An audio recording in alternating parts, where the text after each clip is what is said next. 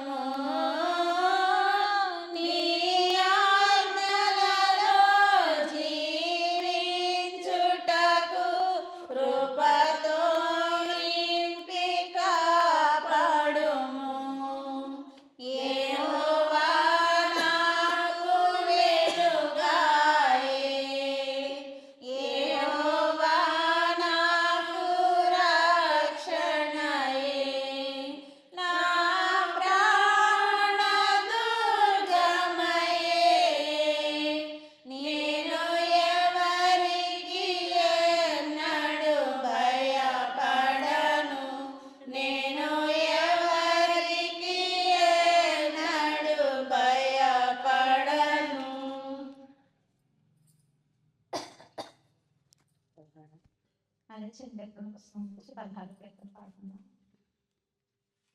యేసయ్య నామం ప్రీతిగల నామం, సాటి లేని నామం, మధుర నామం, సాటి లేని నామం, మధుర నామం. పాపము పోవును, భయమును పోవును,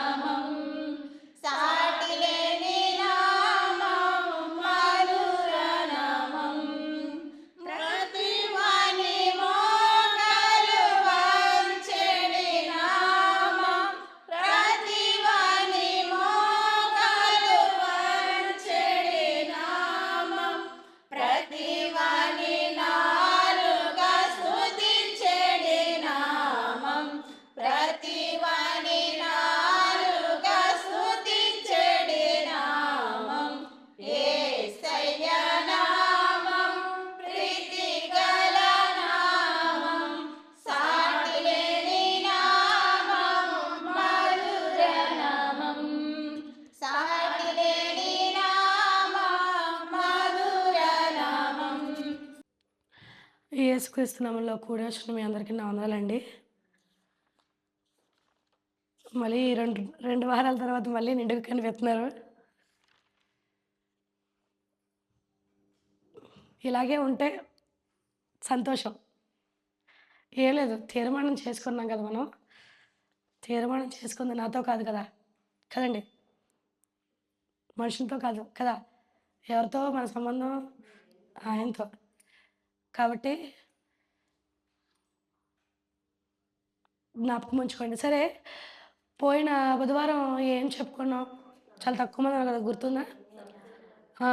సంసోను తల్లి కోసం, మనోహ భార్య కోసం నేర్చుకున్నాం.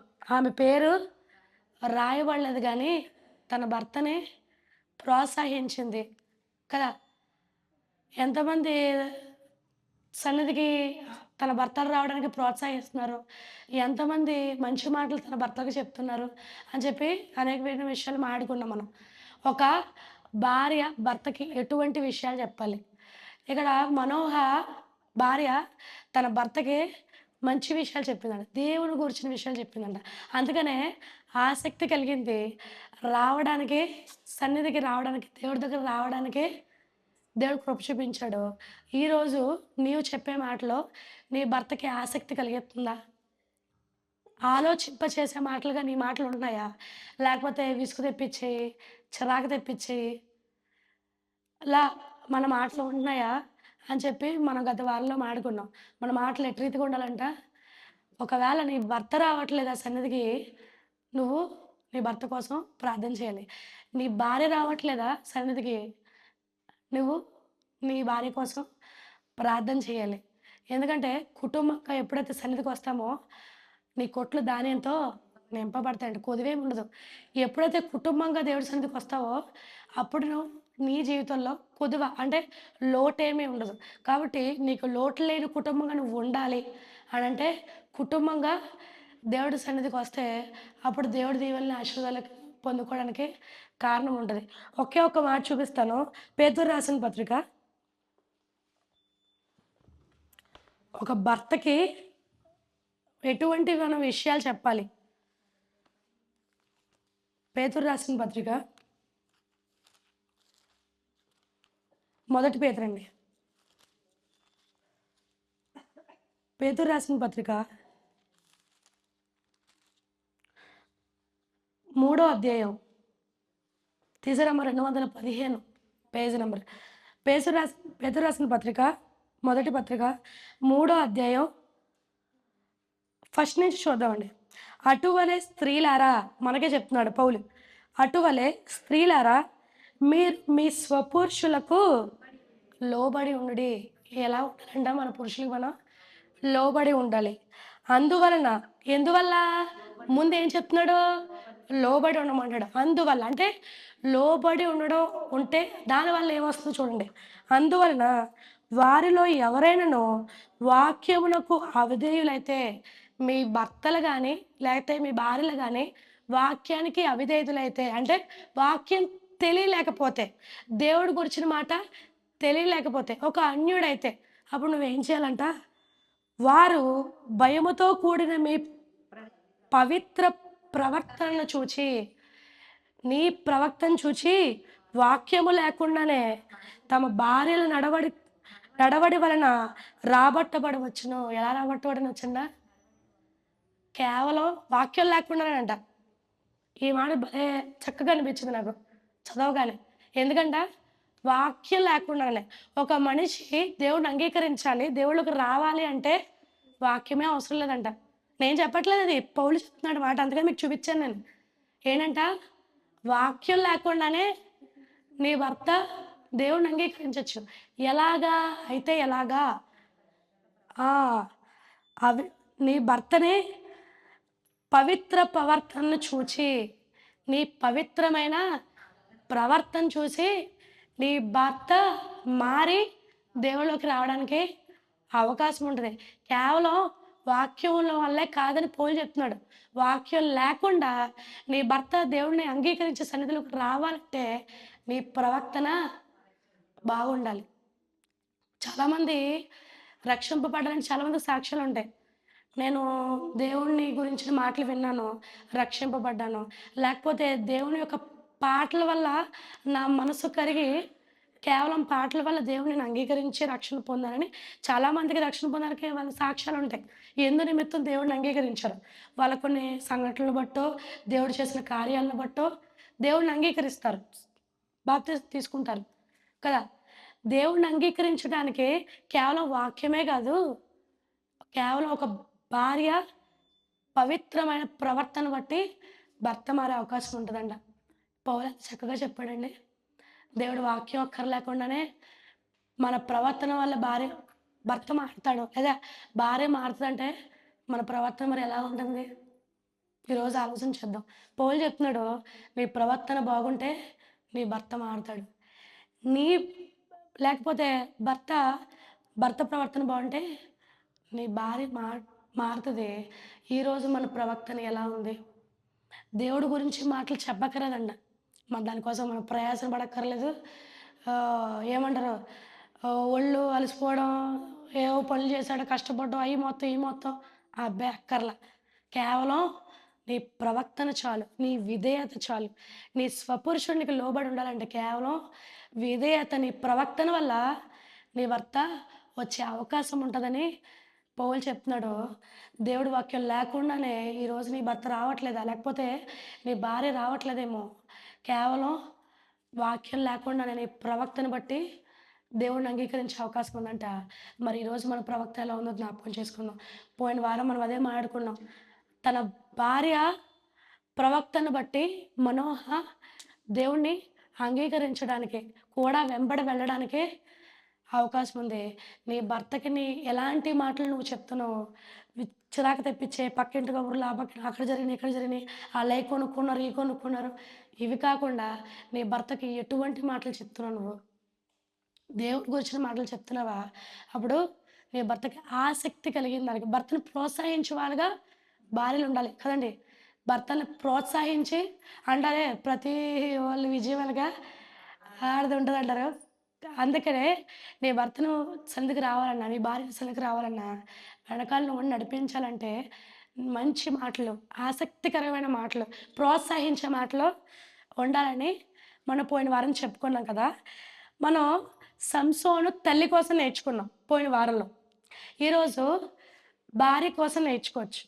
సంసోను భార్య, ఈమె పేరు కూడా రాయబడల. ఎందుకు దేవుడు మరుగు చేశాడంటే మనకి ఎంతవరకు కావాలో దేవుడు అందుకనే ఎక్కువైతే మనం ఏమంటాం, కక్కేసుకుంటామేమో కదా. ఎక్కువైతే ఏమవుతుందండి, కక్కేసుకుంటాం. కాబట్టి దేవుడు ఎంతవరకు కావాలో అంతవరకే రాయించాడు. చూద్దాం. న్యాయాధిపతులు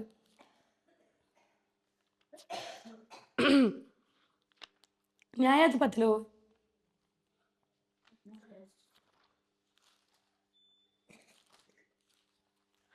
మనం 13లో తల్లి కోసం చూసాం, మనోహ భార్య కోసం, అంటే సంసోని యొక్క తల్లి కోసం 13వ అధ్యాయంలో చూసాము.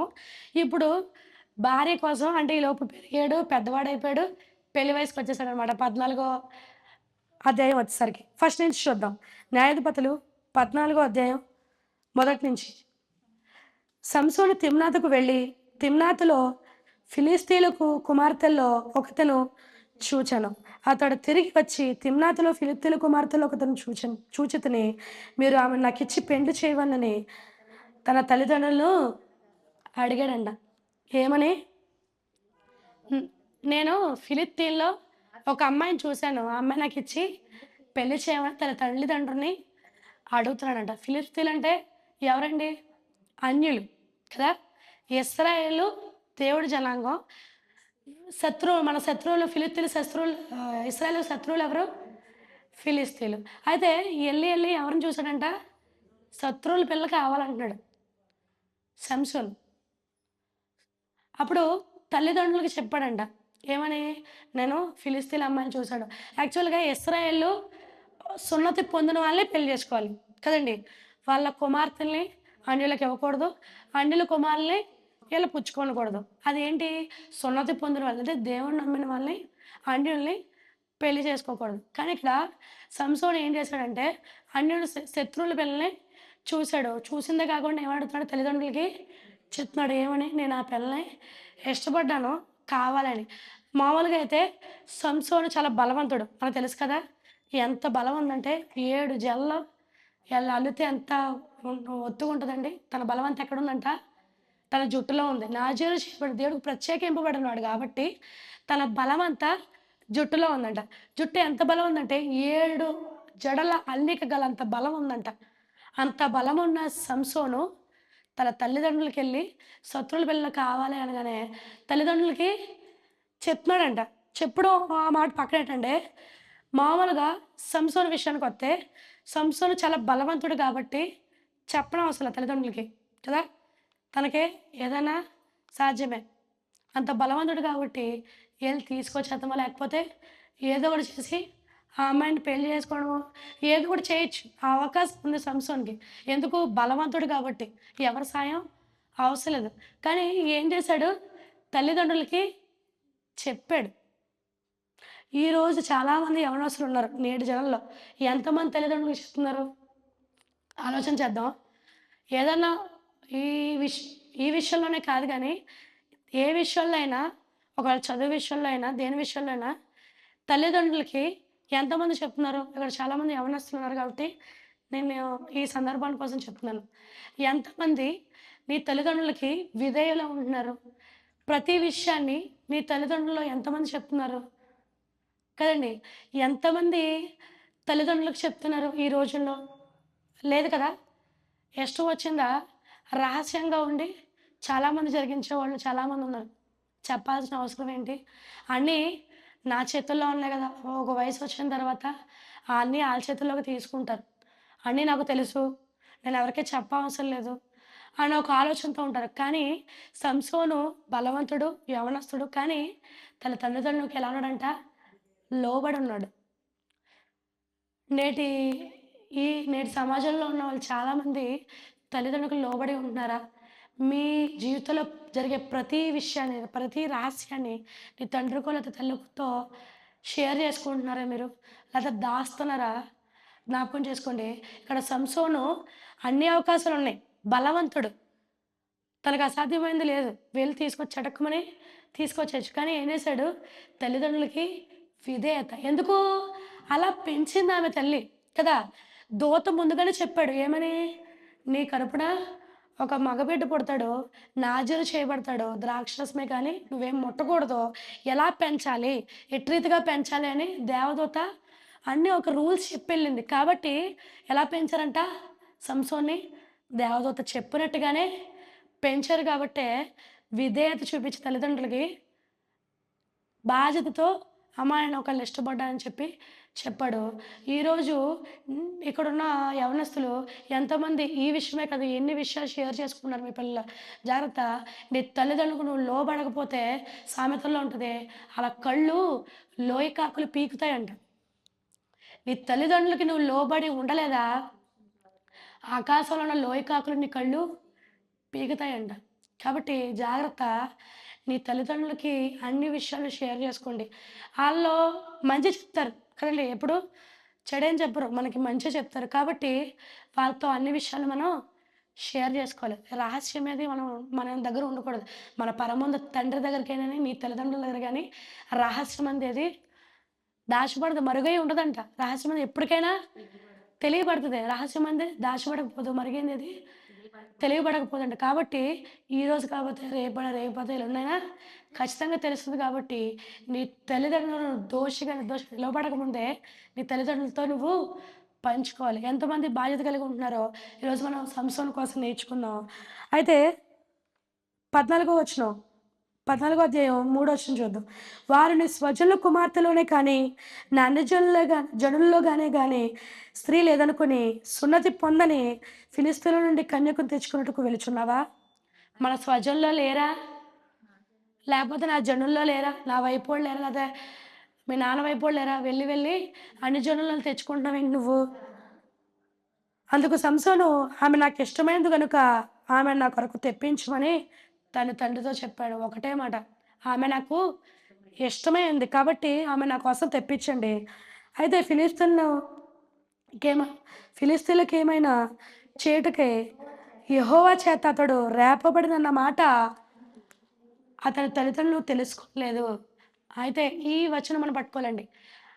ఫిలిస్తీన్లు రేపడం కోసమే దేవుడు ఈ పని చేస్తున్నాడు అన్న విషయం ఎవరికి తెలియలేదంట? తన తల్లిదండ్రులకు తెలియలేదు. ఏమనుకున్నారంటే తల్లిదండ్రులు అన్యులకి ఇత్తన్నారు. శత్రువుల పిల్లల్ని ప్రేమించాడు. అయ్యో! ఇలా చేశాడేంటి అని చెప్పి బాధపడుతున్నారేమో కానీ, ఇక్కడ దేవుడి ఏర్పాటు వేరే ఉంది.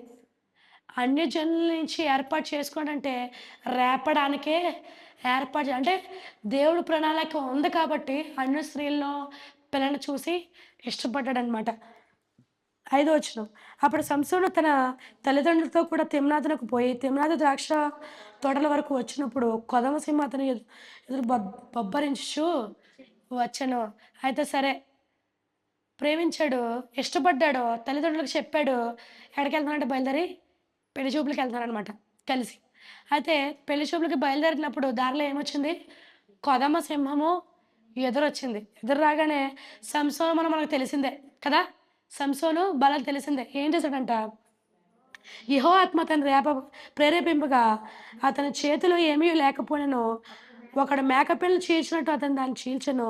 అతడు తాను చేసినది తన తల్లిదండ్రులతో తల్లిదండ్రులను చెప్పలేదంట. తెలీదు.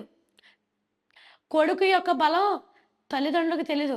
ఒక మేకపిల్ల ఎలా చీల్చేస్తామో, కొదమ సింహం బొబ్బరిస్తా వస్తే ఏం చేశాడంట? ఏదో ఒక వస్తువు అలా చింపేత్తే అలా చాకచక్యంగా చీల్చి పడేసాడంట. ఆ విషయం తల్లిదండ్రులకి తెలీదు. ఎంత బలవంతుడో కొడుకు తల్లిదండ్రులకి తెలీదనమాట. అతడు అక్కడికి వెళ్ళి ఆ స్త్రీతో మాట్లాడినప్పుడు ఆమె యందు సంసోనుకు ఇష్టము కలిగెను. ఎంత ఇష్టంగా మాట్లాడాడంట. ఎంత ఇష్టంగా మాట్లాడితే ఇష్టం కలిగి ఉంటదండి కదా! ఈరోజు ఈ యవ్వనస్తులు చాలా పాడైపోవడానికి కారణం ఇష్టంగా మాట్లాడడం కదా! ఒక్కటే ఇష్టంగా మాట్లాడడం. మనం మైమరిచిపోతాం అనమాట. ప్రపంచాన్నే తల్లిదండ్రులే మైమరిచిపోతాం. అలా ఉన్నారు జనం. చూడండి 7వ వచనం. అక్కడ 8 కొంతకాలమైన తరువాత అతడు ఆమెను తీసుకొని వచ్చుటకు తిరిగి వెలుచుండగా, ఆ సింహము కళేబరం చూచుటకు ఆ వైపు తిరిగినప్పుడు సింహపు కళేబరం తేనెటీగల గుంపును తేనెయు కనబడగా, అతడు ఆ తేనె చేత ఉంచుకొని తినుచు వెలుచు తన తల్లిదండ్రుల వద్దకు వచ్చి వారికిని కొంత ఇగ వారు తినిరి. అయితే తను సింహపు కళేబరంలో నుండి ఆ తేనె తెలిసిన సంగతి వారికి తెలియచేయలేదు. ఎళ్ళారు, పెళ్లి చూపులు మాట్లాడుకున్నారు, మంచిగా మాట్లాడారు. తిరిగి వచ్చేటప్పుడు ఆ సింహం చనిపోయిన సింహం దగ్గర ఏముందంట? తేనె ఉందంట. ఈ తేనె ఉండడం సంసోనికి తెలుసు. తన తల్లిదండ్రులకి తెలీదు. ఏం చేశాడు? తిండుకుంటూ మళ్ళీ తన తల్లిదండ్రులకు కూడా ఇచ్చాడంట. 10 చూద్దాం. అంతటా అతని తండ్రి ఆ స్త్రీని చూడబోయినప్పుడు సంసోను విందు చేసెను. అచ్చట పెళ్లి కుమారులు అట్లు చేయటం మర్యాద. వారు అతన్ని చూచినప్పుడు అతని యొద్ద ఉన్నట్టుకు 30 మంది స్నేహితులను తీసుకొని వచ్చిరి. అప్పుడు సంసోను నీకు ఇష్టమైన యెడల నేను మీ ఎదుట ఒక విప్పుడు కథను విప్పెదను.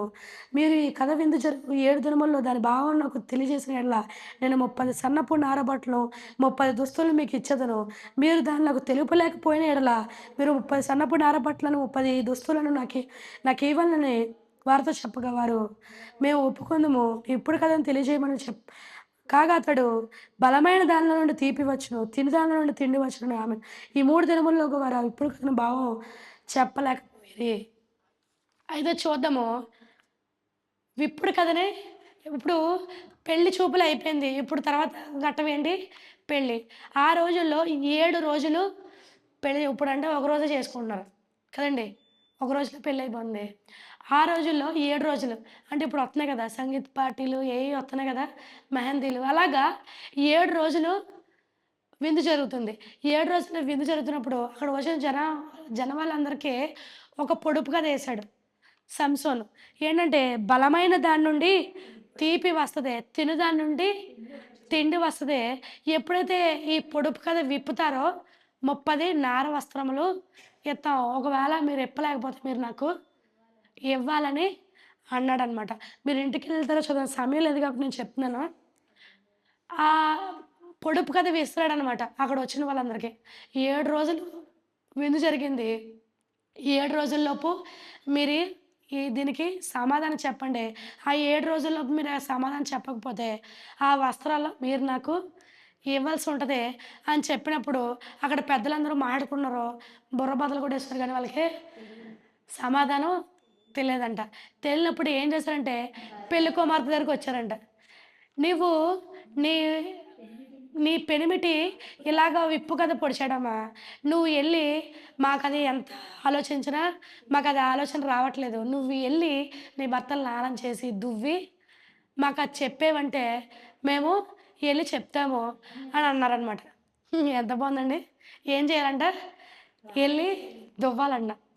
లాలన చేసి ఆ విప్పుడు కథని చెప్తే మేము చెప్తాము. పెన్ ఈళ్ళతో పనవ్వలేదు. ఎక్కడికొచ్చారంట? పెనిమిటి దగ్గరకొచ్చారు. చూద్దాం. ఏడో దినమున వారు సంసోను భార్యతో ఇట్లన్నది. నీ పెనిమిటి ఆ విప్పుడు కథ భావన మాకు తెలియనట్లు అతని లాలన చేయుము.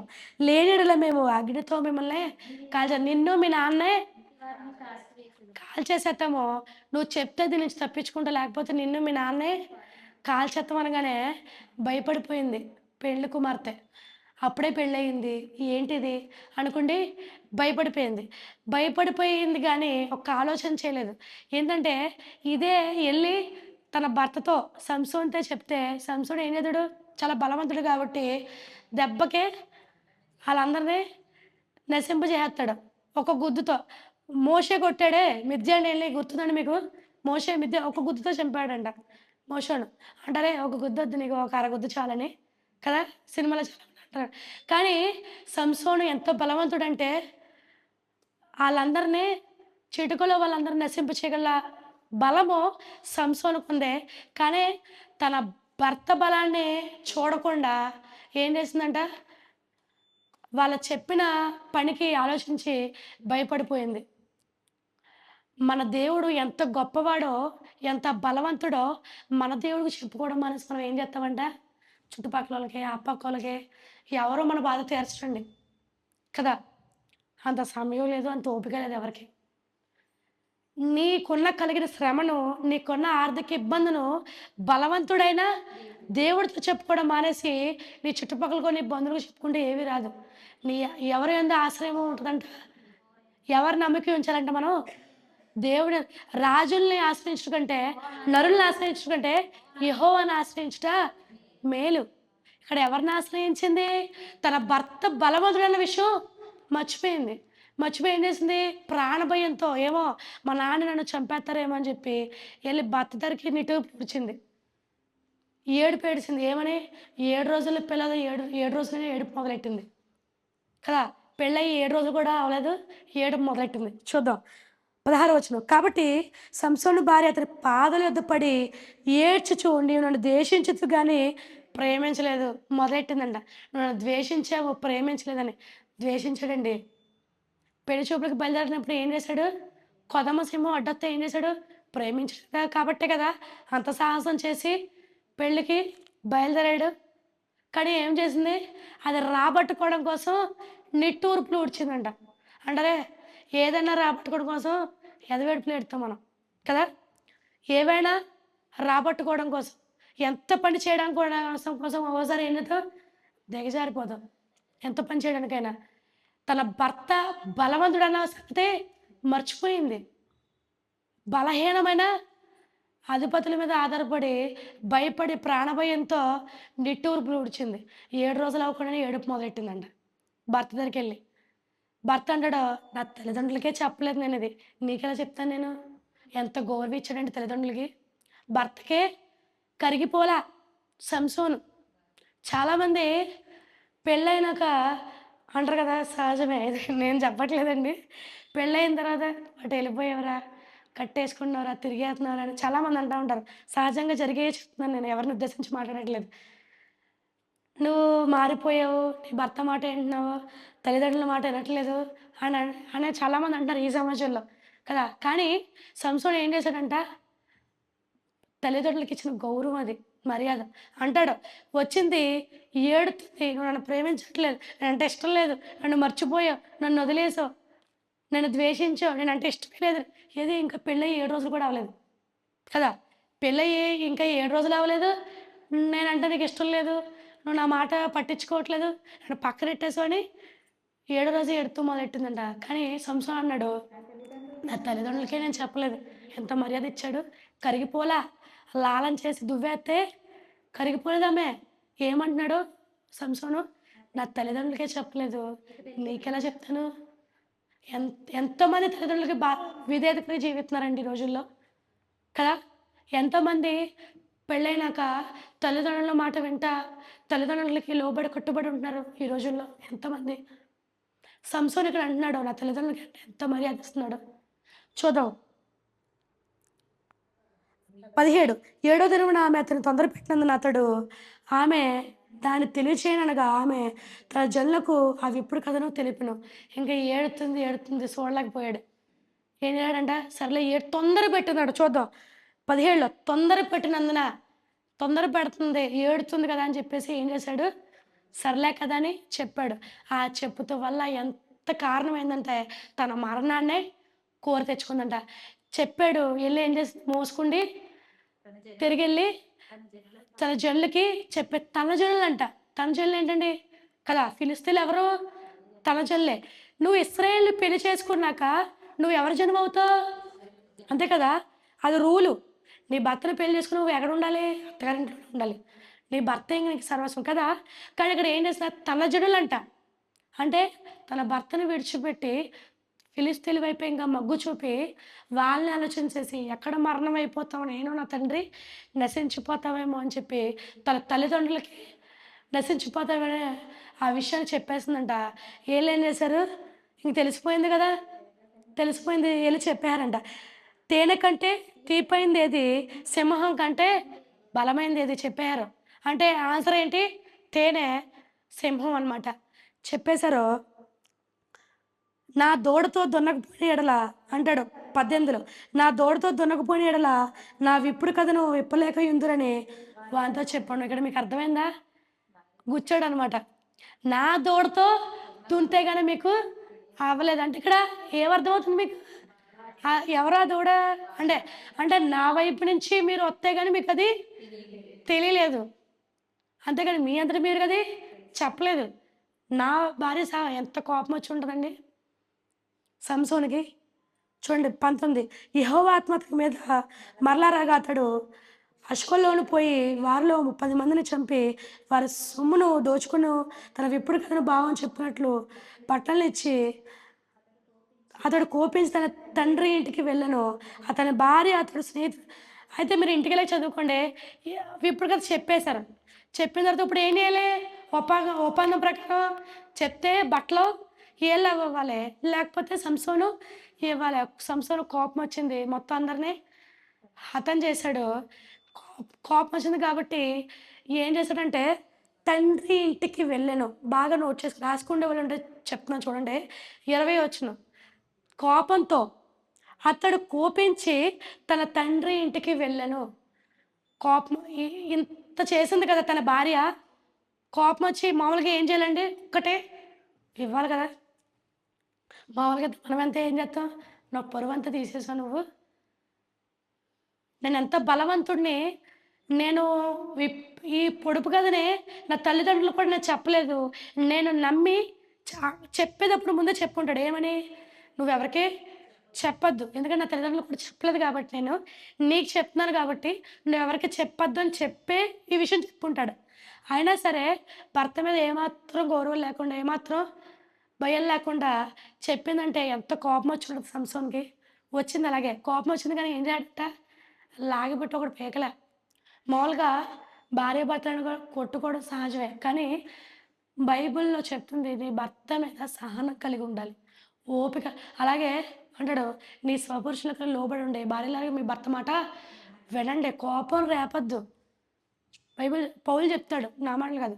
నీ భర్తకి నువ్వు కోపం లేకుండా స్వపురుషులకి, నీ సొంత భర్తకి నువ్వు లోబడి, ఇది ధర్మం, లోబడి ఉండాలి. కోపం వచ్చింది భర్త మీద భార్య మీద చేసుకోలేదు, కోపం నుంచి అడగలేడంట, తల్లిదండ్రుల దగ్గరికి వెళ్ళాడంట. సర్లే కోపం తగ్గిపోయిన తర్వాత ఎలా అనుకున్నాడు, కానీ ఈ లోపు ఏం చేసిందంటే ఈమె తండ్రి తన మామ ఏం చేశాడంటే కోపం వచ్చింది, సంసోను వెళ్ళిపోయాడు, ఇంకా రాడేమో అని చెప్పి స్నేహితుల్లో ఒక ఆమెనిచ్చి పెళ్లి చేస్తాడంట. నిజంగా నువ్వు ప్రేమించినట్లయితే, నీ భర్తకు లోబడి ఉంటే, సంసోను గురించి తెలిస్తే ఎంత బలవంతుడైతే నువ్వేం చేయాలి? సర్లే నా వల్లే జరిగింది.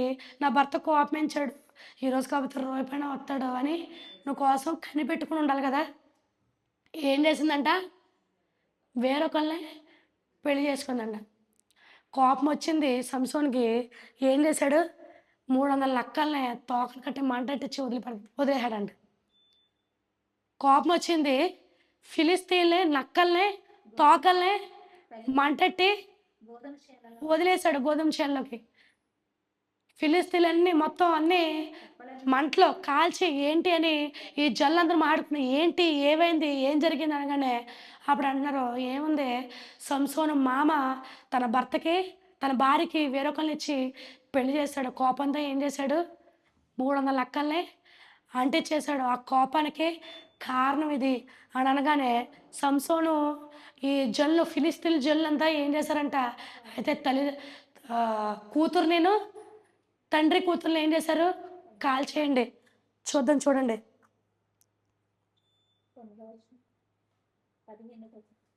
15వ అధ్యాయం 9వ వచనం. అప్పుడు ఫిలిష్తీయులు బయలుదేరి యూదా దేశంలో దిగి చెదిరి లేహీల్లో దోపిడి కొరకే దండు కూర్చుని యూదా వారు మీరెలా మా మీదకి వచ్చిందని అడుగు. ఆ ఫిలిష్తీయులు సంసోను మాకు చేసినట్లు మేము అతనికి చేయవలని అతని కట్టుడికే వచ్చితమన్నది. అందుకు యూదా జనులో 3000 మంది యతాములో బండ ఎద్దుకు పోయి సంసోను చూసి ఫిలిష్తీయుల ఏలికలని మీకు తెలియలేదా? మీరు మాకేమి చేసేదని చెప్పగా అతడు వారు నాకెట్లు చేసేతున్నట్లు నేను వారికి చేసేదనను. అందుకు వారు మేము ఫిలిష్తీయుల చేతికి అప్పగించుటకు నిన్ను కట్టవచ్చుమని అతనితో అనగా సంసోను మీరు మా మీదకి పడుకున్నట్లు మాతో ప్రమాణం చేయకుండా వారు. అందుకు వారు అలా కాదు, నిశ్చయముగా మేము నిన్ను చంపము కానీ నిన్ను గట్టిగా కట్టి వారి చేతికి మేము అప్పగించుకొని 2 కొత్త తాళ్ల చేత అతని కట్టి ఆ బండ యొద్ద నుండి అతన్ని తీసుకొని వచ్చిరి. అతడు లేహికి వచ్చే వరకు ఫిలిష్తీయులు అతను ఎదుర్కొని కేకలు వేయగా యెహోవా ఆత్మ అతని మీద బలముగా వచ్చినందున అతని చేతులను కట్టుట తాళ్ళు అగ్ని చేత కాల్చబడి జనపనార వలె ఆయను సంఖ్యలను అతని చేతుల మీద నుండి విడిపోయాను. గాడిద యొక్క పచ్చి దవడ ఎముకను కనుగొని చెయ్యి చాచి పట్టుకుని తన చేత 1000 మంది మనుషులను చంపెను. గాడిద పచ్చి దవడతో 1000 మందిని చంపాడు. ఎంత జరిగింది దేనివల్ల? కేవలం తన భార్య చేసిన పని వల్ల. కోపమించి వెళ్తే మళ్ళీ రాడండి కదా! ఎంతమంది కోపమించి వెళ్ళిపోవట్లేదు ఇంట్లో ఇచ్చి, సహజం అది. కానీ నీ భర్త కోసం కనిపెట్టవలసిన బాధ్యత ఆమెకు ఉంది. కనిపెట్టవలసింది ఏం చేసిందంట? వేరొకళ్ళని మామ ఏం చేశాడు? వేరొకరిని తీసుకొచ్చి పెళ్లి చేస్తాడు. తనకి జరిగి కోపం వచ్చిన వల్ల ఏం చేశాడు? మొత్తం ఫిలిష్తీయులందరినీ అగ్ని చేత కాల్చేశాడు. ఎంత అఘాయిత్యం చేసినందుకు ఆమె కూడా ఏమైపోయింది? ఇప్పుడు తన స్నేహితుడిని పెళ్లి చేసుకుంది. పోనీ వాడేమైనా కాపాడా? వీళ్ళ కాలిపోవడం చూసి ఆడేమైపోయాడు? పారిపోయాడు. నీ భర్తని నమ్ముకుంటే ఏమవుతాడు? నేను కాపాడుతాడేమో. నీ భర్త నీ నుంచి ఎడిపోయిన తర్వాత నువ్వు వేరొకళ్ళని పెళ్లి చేసుకున్న తర్వాత వాళ్ళు ఏమయ్యారు? నిన్ను కాపాడలే. వాడు ఇదంతా చూసి ఏమైపోయాడు? పారిపోయాడు. నిన్ను నమ్ముకున్న జనులు నీకు తోడొచ్చారా? కదా! ఇశ్రాయేలులోనే ఫిలిష్తీయుల్లో పెళ్లి చేసుకుంది. తనకి స్వజనుల్లోనే పెళ్లి చేసుకుంది స్నేహితుల్ని. వాళ్ళేమన్నా నీకు సాయం వచ్చారా? నిన్ను ఏమైనా కాపాడా? నీ భర్త బలవంతుడన్న విషయాన్ని మర్చిపోయింది. నీ భర్తకి అసాధ్యమైంది ఏదీ లేదు. నాజీరు చేయబడిన వాడు బలవంతుడు, దేవుడు తోడే ఉన్నాడు, ప్రత్యేకింపబడిన వాడు తన భర్త కోసం ఎంత కాకపోతే ఎంత కూడా తెలుసుకోలేదు తన భార్య. నువ్వు సంసోన్ని పెళ్లి చేసుకున్నప్పుడు అతడు ఎటువంటి వాడో తెలుసుకోలేదామె. నీ భర్తని పెళ్లి చేసుకున్నప్పుడు ఎటువంటి వారో తెలుసుకోవాలి కదండి. తన భర్త బలాన్ని చూసుకోలేదు, తెలుసుకోలేదు. ఏమైందంట? వేరొకళ్ళు పెళ్లి చేసుకుంది. వాడేమైనా కాపాడా? వాడు కూడా కాపాడలేదు. వదిలి వెళ్ళిపోయాడు. తన మరణానికి ఏమైంది? కారణమైంది. ఒక్కొక్కసారి మన భర్తల దగ్గర ఏమైనా దాస్తాం, మన పిల్లల దగ్గర ఏమైనా దాస్తాం, లేకపోతే మన భార్యల దగ్గర ఏమైనా దాస్తున్నామేమో. అంతకంటే గొప్పవాడు నీ తండ్రి, బలవంతుడైన వాళ్ళకే కదండీ మనం చెప్పుకోవాలి. అన్నిటికీ సాధ్యమైన వాళ్ళకే మన బాధ ఏంటో, మన బలహీనత ఏంటో చెప్పుకుంటాం. కాబట్టి ఇక్కడ సంసోను బలవంతుడు ఎట్టి రీతిగా ఉన్నాడో, మన పరలోకపు తండ్రి కూడా అంతే బలవంతుడు. ఆయనకు అసాధ్యమేమీ ఏది లేదు. నీవు అక్కడ సంసోనుకి చెప్పలేదు తన భార్య. ఈరోజు నీ జీవితంలో ఏదైనా సమస్యల, అప్పుల బాధల, లేకపోతే ఆర్థికమైన ఇబ్బందుల, నీ పిల్లలతో ఏమైనా ఇబ్బందులు, లేకపోతే భర్తతో ఇబ్బందిగా ఉన్నావా? బలవంతుడైన దేవునికి చెప్పు. దేవుడు నీ సమస్యని తీరుస్తాడు. తన భర్త బలవంతుడైన విషయాన్ని మర్చిపోయి, తన జనుల మీద ఆధారపడుతున్న జనులకి భర్త మర్యాదను తీసేసింది. భర్త మర్యాదని పాడు చేసేసింది. ఇక్కడ నీ జనుల్లో నమ్ముకుంటున్నావేమో, నీకున్న ఇబ్బందుల్లో దేవుడి మీద ఆధారపడకుండా, నీకిష్టమైన నీ పక్కోళ్ళ, నీ బంధువుల మీద ఆధారపడుతున్నావేమో, జాగ్రత్త. దేవుడి మీద ఆధారపడు. దేవుడు నీకు తోడుంటాడు. అప్పుడు దేవుడు నిన్ను నడిపిస్తాడు. నీ భార్య మీద కోపడుతున్నావేమో, దానవంతురాలు ఏం చేసిద్దంట? తన ఇల్లు కూడదు. అమ్మా, జ్ఞానవంతురాలు తన దానవంతురాలు తన ఇల్లు ఓడబెట్టుకోవడం. జ్ఞానవంతురాలు కట్టుకుంటది. 3 రాళ్ళు ఏం చేస్తుందంట? తన చేతులతో ఓడబెరుక్కుంటదంట. ఇక్కడ ఏం చేసిందంట? తన భార్య స్వయంగా తన చేతులతోనే సంసారాన్ని పోగొట్టేసుకుంది. భర్తని బలవంతుడైన విషయం భర్తని మర్చిపోయింది, కోల్పోయింది. బలాన్ని భర్త బలవంతుడైన విషయాన్ని మర్చిపోయింది. జాగ్రత్త. జ్ఞానవంతురాలు ఇల్లు కట్టుకున్నట్టు నువ్వు కట్టుకుంటున్నావా? లేకపోతే ఒక 3 రాళ్ళుగా నీ భర్తను విడిచిపెట్టి, ఒక 3 రాళ్ళుగా నీ సంసారాన్ని నువ్వు పోగొట్టుకున్నావా? జ్ఞాపకం చేసుకో. ఇక్కడ సంసోను భార్య ఒక 3 రాళ్ళుగా స్వయంగా తన చేతులతో తన కాపురాన్ని ఏం చేసుకుందంట? పాడు చేసుకుంది. అగ్ని చేత కాల్చబడింది. అప్పుడు జనులు నమ్మి, నా తండ్రి నేను నశించిపోతానని భర్త మర్యాదని పోగొట్టుకుని బలాన్ని చెప్పేసింది. అలాగేనే ఇప్పుడు నూరేళ్ళు బతికేసిందా? కాదు కదా. ఏమైంది? మరణం తప్పలేదు. అగ్నితో కాల్చబడింది. జాగ్రత్త. నీ భర్త ఎడల నువ్వు ఎలాగుంటావు? భర్త మర్యాదను కాపాడుతూ ఉంటావా? భర్త బలాన్ని మన భర్త ఎవరంట? సంఘానికి శిరస్సు క్రీస్తే. కాబట్టి మన బలం ఆయన కాబట్టి, ఆయన బలాన్ని చూసుకొని మనం ఎవరిని చూసి అతిశయించాలంట? కొందరు గుర్రములకు బట్టి, రథములు బట్టి అతిశయించుతారేమో, నేనైతే నా దేవుడందు అతిశయపడతానని పౌలు చక్కగా చెప్తాడు. నువ్వు నీ బలమునందు, నీ పక్కోళ్ళు, నీ బంధువుల మీద బలాన్ని బట్టి, నీకున్న జనం బలగం చూసి అతిశయపడుతున్నావేమో, నీ దేవుని చూసి నువ్వు అతిశయపడాలి. ఒంటరిగా ఉంటున్నావేమో, ఒక్కదానిగా ఉంటున్నావేమో, వారిలో ఒంటరైన వాడు 1000 మంది అవును. నువ్వు ఒంటరిగా ఉన్నావని బాధపడుతున్నావేమో, దేవుడంట ఒంటరిగా ఉంటున్నావేమో, 1000 మంది ఉంటారు నీతో, నేనున్నాను అని చెప్పి బలం ఇస్తున్నాడు. జాగ్రత్త. నీ పక్క వాళ్ళతో లేకపోతే బంధువులతో ఆశ్రయిస్తున్నావేమో, నీకున్న బలాన్ని విడిచిపెట్టి నువ్వు దేవుణ్ణి మానేసి పక్క వాళ్ళని అతిశయంగా చేసుకుంటున్నావేమో, నీ అతిశయం ఎవరిలో అంట? దేవుళ్ళలోనే. నీ అతిశయం దేవుళ్ళలోనే. ఆస్తిని బట్టో, అంతస్తుని బట్టో, నీకున్న బిల్డింగ్ని బట్టో అసహ్యవుతున్నావేమో, ఎగిరిపడుతున్నావేమో, గర్వంతో ఉంటున్నావేమో. జాగ్రత్త. నీ అతిశయం ఎవరై ఉండాలంట? దేవుడై ఉండాలి. దేవుడైన అతిశయం అయితే అప్పుడు నీ సమస్యలన్నీ తీరుస్తాయి. అలాగే సంసోను కాని వాళ్ళని, అన్ని జనులు ఇష్టపడ్డాడు. ఇక్కడ యవనస్తులు కూడా ఉన్నారు. జాగ్రత్త. తండ్రుల కాకుండా, వాళ్ళ మాట కాకుండా, వాళ్ళకి చెప్పకుండా రహస్యంగా నువ్వెన్ని పనులైతే చేస్తున్నావో ఖచ్చితంగా ఆయన చూస్తాడు. జాగ్రత్త సుమ. తల్లిదండ్రులు చాలామంది ఇక్కడ బిడ్డలు తల్లిదండ్రులకు లోబడి ఉండలేదు. ఈ కథ ద్వారా హెచ్చరిక. ఈ భార్య, సంసోను భార్య మనకి హెచ్చరిక. ఒక భార్య ఎలా ఉండకూడదో ఈమె మనకి ఒక పాఠం కదండి. ఒక భార్య ఎలా ఉండకూడదో అలా ఉంది కాబట్టి చేజేతుల నష్టాన్ని తెచ్చుకుంది, కాల్చబడింది, నశించిపోయింది.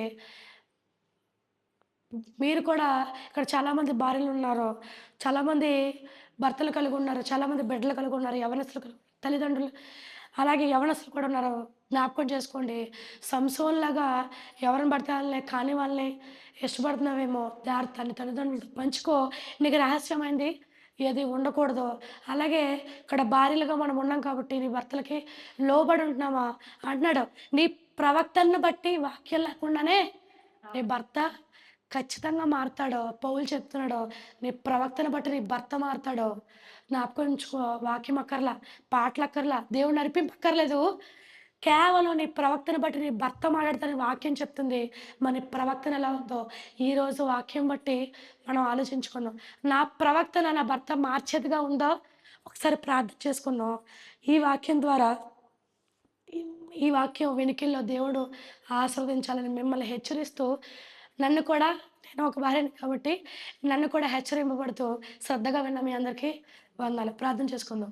మమ్మల్ని మిక్కిలిగా ప్రేమించిన పరలోకమందున మా తండ్రి, ప్రభా మేము మేమంతా కూడుకొని నీ వాక్యం కోసం మేము ధ్యానించు అనేకమైన సంగతులు తెలుసుకున్నాం. ఇక్కడ అనేక మంది భార్యలు ఉన్నారు ప్రభా, అనేక మంది భర్తలు కూడా ఉన్నారు ప్రభా, అనేక మంది యవనస్తులు ఉన్నారు ప్రభా. ఎంతమంది నీ వాక్యం చెప్తుంది, పౌలు చెప్తున్నాడో, వాక్యం లేకుండానే నీ ప్రవక్తను బట్టి, పవిత్రమైన ప్రవక్తను బట్టి భర్తలు మారుతారంట ప్రభా. మరి ప్రవక్తన ఎలాగుంది ప్రభా? వాక్యం లేకుండానే మా భర్తను మా ప్రవక్తన ద్వారా మేము సన్నిధికి నడిపిస్తున్నామా? ఈరోజు పరిశీలన చేసుకుందాం. ఈరోజు మేము ఒక భార్య కోసం నేర్చుకున్నాం. ఒక భార్యని హెచ్చరికగా మా ముందుంచాం.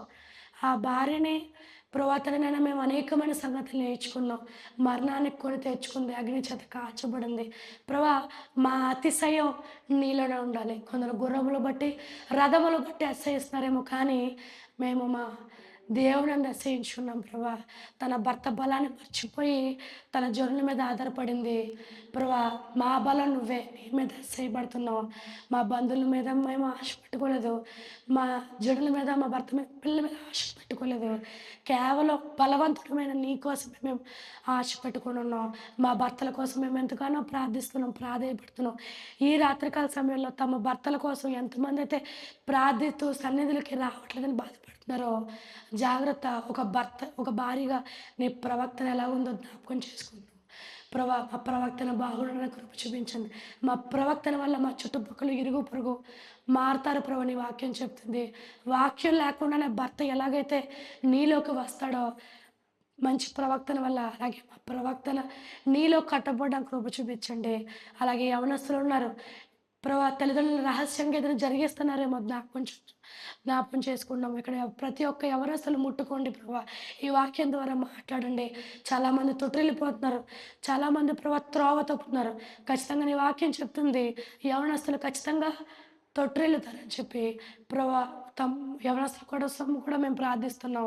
నీలో కట్టబడడానికి ప్రభా బలవంతమైన బాణంగా ఉండడానికి కృప చూపించి నడిపించండి ప్రభా. ఈ వాక్యం మా వెనుకల్లో ప్రభా ఆశీర్వాదకరంగా వచ్చి దీవించండి ప్రభా.